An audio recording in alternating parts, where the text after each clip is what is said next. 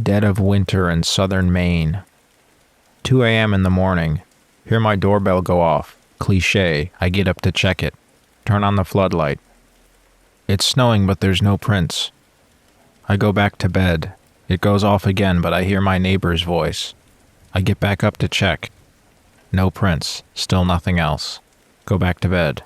Just starting to drift off. Tapping and breathing coming from my window. I tell my parents. They decide to check down the road anyway, thinking he might be running away even with no prints. Nothing on the road, no prints, no signs of life, nothing. Next couple of days, I wake up hearing what sounds like hoof beats on the ground, no prints or anything. Maybe unrelated. Summer following, I was out in the woods doing some bushcraft and weapon handling for airsoft. Hear a bunch of crashing in the woods, trees snapping, roaring. I start packing up, paying attention to the surrounding area. Start slowly walking back home, stopping, looking, listening, and smelling. Nothing, but I hear what sounds like footsteps following me in the leaves a few feet to my left. Sprinted as soon as I saw the house, locked the doors. Went out the following day, no sign of snapped trees or limbs or anything else. No sign that I heard what I did. Parents still think I'm crazy, but I'm convinced that there's something out in my woods. In elementary school, I had this insanely realistic nightmare.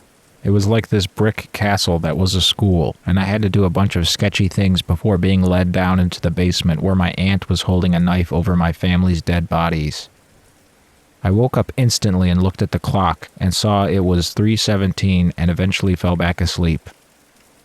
Super friggin' weird for a 10-year-old who had never even seen a scary movie.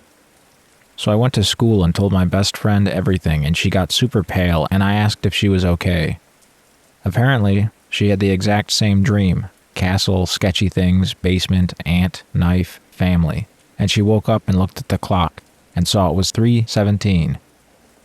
We even drew pictures of what the castle looked like. Neither of us were artists, but they were very, very similar. Edit for clarity.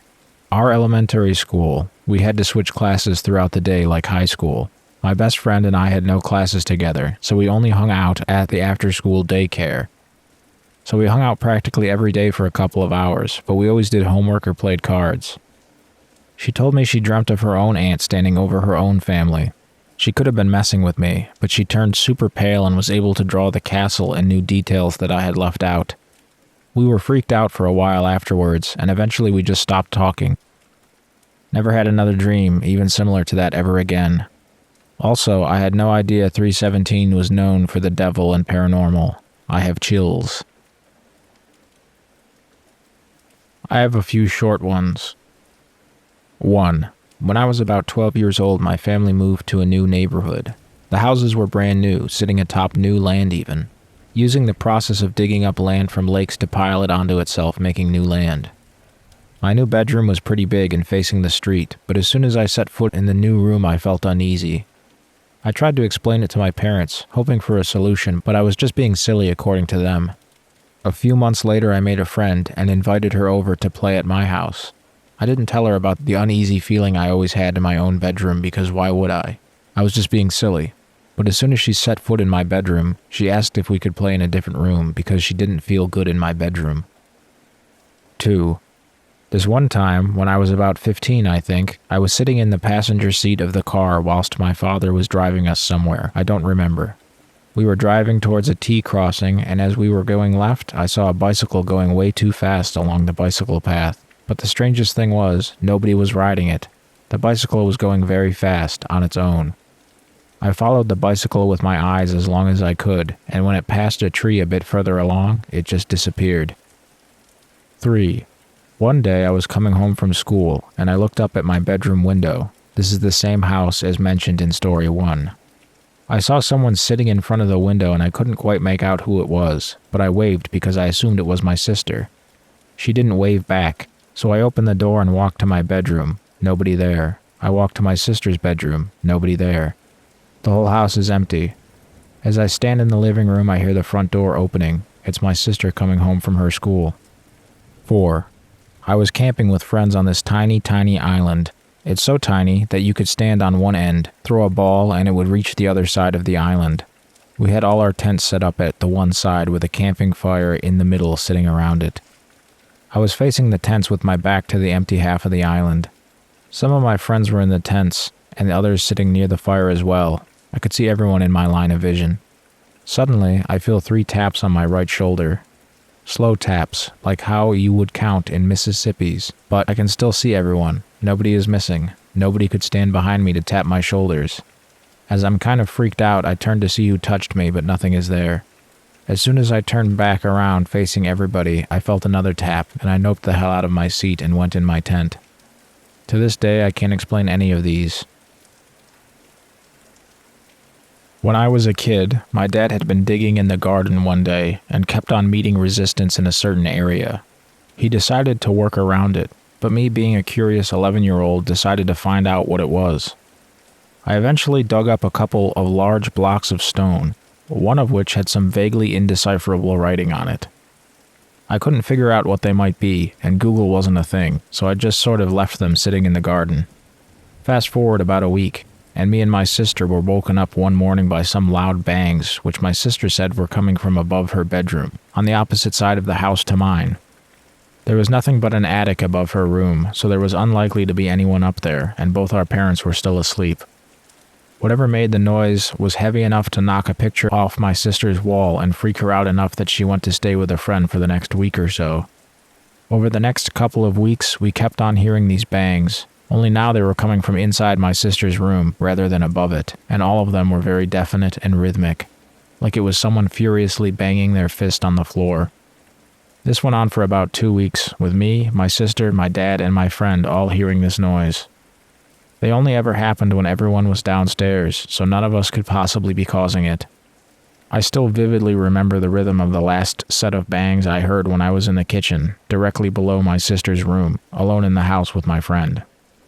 The only person who didn't hear all of this was my mom, who thought we were making it all up.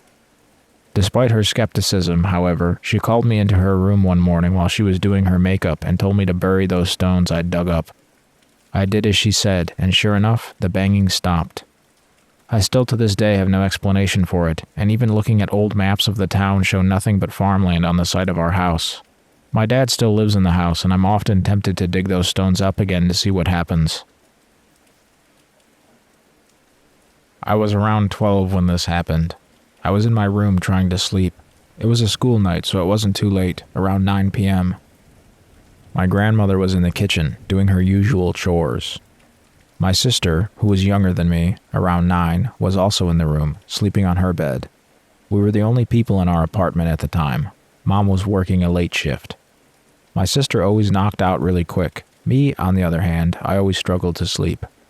The way my room was set up was a little complicated. You enter the room, which had a sliding door that locked with a chain lock for whatever reason, and to your immediate left was the big closet. Can't miss it. That one was more for storage of old stuff we had. Straight ahead was another closet. That one was mostly for clothes, jackets, and the like. To your immediate right was a tall dresser. Poor decorating skills, I know. You had to walk around the dresser to get into the rest of the room, which was very small. After you walked around the dresser, to your immediate right was the bed I was sleeping in. To your immediate left was my sister's bed. Due to how the dresser was placed and my position on the bed, I was not immediately able to see anyone who entered the room. They'd have to walk around the dresser before they came into my line of sight. Alright, details done. Now to the occurrence. I was struggling to sleep that night. I tossed and turned, but nothing helped. I was considering getting up for a glass of water when I heard the sliding door open. Me thinking it was my grandmother checking up on us, I decided to lay back down and just ask her to fetch it for me. I looked in the general direction of the dresser, knowing at some point I'd see her silhouette. It was not her silhouette. My grandmother was quite short and a little chubby. What I saw instead was a tall figure covered in darkness. Even the light pouring in from the living room didn't illuminate the thing very well. The only thing I was able to make out was his clothing. This figure looked like he had a light brown leather jacket on, hands in his pockets, navy blue jeans, and was wearing a light brown trapper hat. What really scared me was despite the clothing, his face was completely black, devoid of any features whatsoever. He walked up to the bed and just stared at me with his completely blank face. We stared for what seemed like hours before he turned and casually made for the door. The second his silhouette disappeared behind the dresser to where I could no longer see him, in his place entered my grandmother, checking up on me. I didn't think she would believe me, so I just asked for my glass of water and went to sleep. Still have no idea what the hell I saw, even after I questioned her the next day. Too long, didn't read. Saw a silhouette of a tall man enter my room when my grandma and sis were only ones in the apartment with me. Man leaves and grandma immediately enters. I question her the next day. Claims to have not seen him. Still have no idea what the hell I saw. For a short period of time, I worked with a group of investors, mostly family friends, to buy cheap houses and flip them. Nothing crazy, just very, very cheap properties that needed a lot of work, but had potential profit in them. One of the perks of the job was that I got to live in the house as we fixed it up. There was a townhouse in this community of townhouses that we bought super cheap at auction, like $12K. The previous owner had a fire, and for some reason it wasn't covered, and they, financially, lost the house. I asked around and got the vibe it might have been a meth lab type situation. Anyways, we stripped the house down to the studs and built the inside back from scratch. After the walls and flooring were done, I moved in to work on and oversee the remaining details. Insert the creepy. The home had always had a weird vibe. From the first viewing, everyone kept making jokes about the oddly creepy vibe going on. You entered on the second level, and the first floor was a windowless cinder block garage. The kind with the single hanging exposed bulb in the middle. The second level was the communal part of the house. Living room, kitchen, dining, etc. All bedrooms on the third floor. As creepy as the garage was, the third floor just felt off. During the day I had no problem working on the flooring, bathroom tile, painting, etc.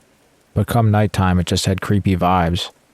Friends would come over and I would give them a tour, and I shit you not, every one of them would hesitate before climbing the stairs to the third floor and comment about a creepy feeling. Needless to say, I never slept on the third floor. I slept in what would be staged as the living room downstairs. As days and weeks passed, the creepy feeling just grew, to the point where I didn't even feel comfortable downstairs during the daytime. The house was more or less finished, and I was just living there while it was listed on the market. Sitting on my couch, my cat comes ripping down the stairs and around the corner. Kind of like the zoomies everyone with a pet knows well, except she doesn't make a lap around the downstairs. She rips around the corner and leaps on the couch and tries to hide behind me. Cue the sound of slow, heavy steps coming down the stairs. An ice-cold chill runs over me, head to toe. My heart is pounding. I am certain no one else is in the house.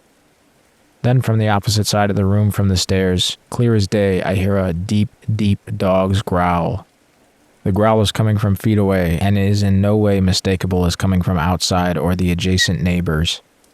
I grabbed my keys off the table and my cat and immediately walked out the front door to my car and drove away.